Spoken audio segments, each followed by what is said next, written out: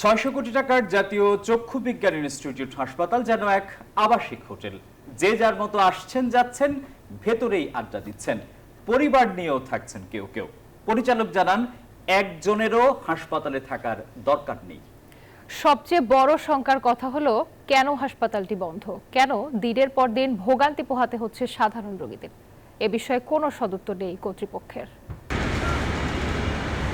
অবিশ্বাস্য হলেও সত্য, প্রায় 15 দিন ধরে বন্ধ রয়েছে দেশের একমাত্র বিশেষায়িত সরকারি চক্ষু হাসপাতাল জাতীয় চক্ষু বিজ্ঞান ইনস্টিটিউট।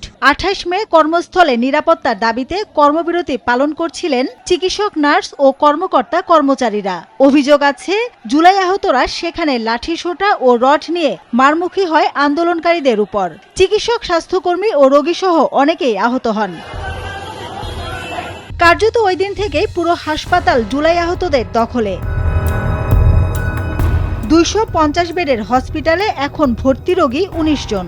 চক্ষু বিজ্ঞান হাসপাতালে যে মারামারি ঘটনা ঘটেছিল, তারপর থেকে কিন্তু এখানে যে রোগী ভর্তি ছিলেন তারা চলে গেছেন এবং সব ধরনের সেবা বন্ধ রয়েছে। আমরা ঠিক এখন দেখার চেষ্টা করব জুলাই আন্দোলনে আহতরা যে ওয়ার্ডগুলোতে আছেন সেই ওয়ার্ডগুলোর চিত্র।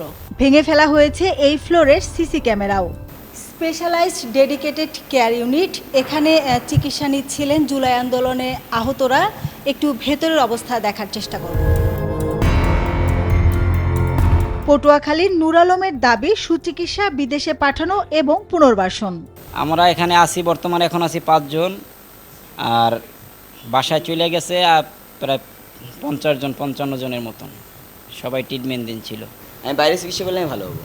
5 জন আছে যাদের সাথে আমরা কথা বলে জানতে পেরেছি যে অন্য যারা ছিলেন অন্তত 50 জনের মতো, তারা পরিবার পরিজনের সাথে ঈদ কাটাতে গিয়েছেন। মঙ্গলবার হাসপাতাল ঘুরে দেখা যায় নিরাপত্তার অভাবে 2 শতাধিক ডাক্তারের বান্ডেল থাকলে প্রতি সেনমানিতে টাকা বাঁচবে। বিকাশ সেনমানি বান্ডেল কিনে জিতুন প্রতি লেনদেনে। মধ্যে এসেছেন মাত্র 5 জন। হাসপাতালটি জানায়, জুলাই আহতদের চাবি থাকে তাদের কাছেই। রুগী লোকজন আসা যাওয়া করে দেখি, আমি ভয় পাবো কেন? সে মানুষ, আমি মানুষ, আসা যাওয়া করে দেখি। ভারপ্রাপ্ত পরিচালক জানান, বিশেষ মেডিকেল টিম রিপোর্ট দিলেও তা মানতে নারাজ আহতরা। তাদের চক্ষু পরীক্ষা করার জন্য যায়, ওখানে 30 জন অ্যাটেন্ড করে, বাকিরা ওই সময় তাদেরকে অ্যাটেন্ড করেনি। কারো এইখানে হাসপাতালে ভর্তি রেখে চিকিৎসার দরকার নাই। তাহলে জুলাই আহতরা কি হিসাবে থাকছেন হাসপাতালে? আবাসিক হোটেলের মতো ব্যবহার ও অনৈতিক কাজের অভিযোগ উঠছে। তারা তো হসপিটালের নিয়ম কানুন মেনে আসলে এখানে চলছে না। অ্যাডমিশন নাই, তারা এখানে থাকছেন। যাদের অ্যাডমিশন দিচ্ছি তারা যাচ্ছে না। কখন আসে কখন যায় এটা আমরা লুকআপটা করতে পারি না।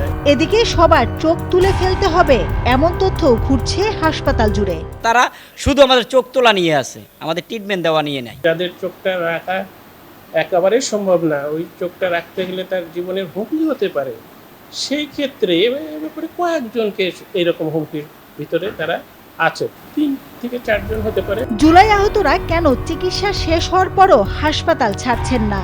এ নিয়ে হাসপাতালের অনেকের সাথে কথা বলে জানা যায়, সেটেল হওয়ার জন্য ইউরোপ বা আমেরিকা যাওয়া অথবা যথাযথ পুনর্বাসনের আশায় তারা হাসপাতালে থাকছেন। কেউ কেউ অর্থের বিনিময়ে তদবিরে জড়িয়ে গেছেন। হাসপাতালে অবস্থান করা 2-1 জনের ঢাকায় থাকার মতো জায়গাও নেই। বউ বাচ্চা নিয়ে কয়জন থাকে?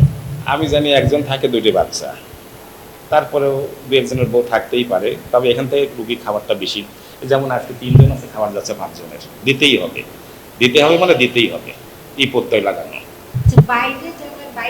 আসলে বাইরের এই ধারণাটা আমার একদম শূন্য। মাঝে মধ্যে হাসপাতালের ভেতরে নিজেরাই মারামারিতে জড়িয়ে পড়ছেন বলেও জানায় কর্তৃপক্ষ। 600 কোটি টাকা ব্যয়ে নির্মিত এই হাসপাতালটিতে বর্তমানে শুধুমাত্র জরুরি বিভাগে সেবা কার্যক্রম চালু রয়েছে।